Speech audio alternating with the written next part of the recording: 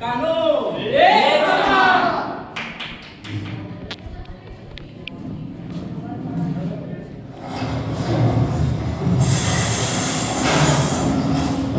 ये कौन है?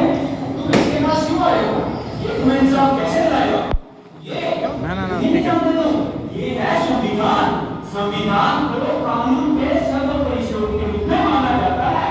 संविधान ही आदर्श है।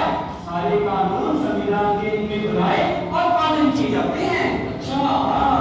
राज्य अपने नागरिकों के जीवन संचालन हेतु नियमों का निर्माण करता है और इन नियमों का पालन करना एक नागरिक का कर्तव्य होता है, जिनका पालन न करने पर नागरिक दंड का भागी होता है। तो ये कानून क्या है? कानून कानून एक सभ्य समाज की नींव है।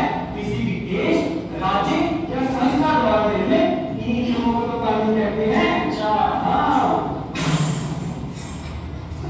चलिए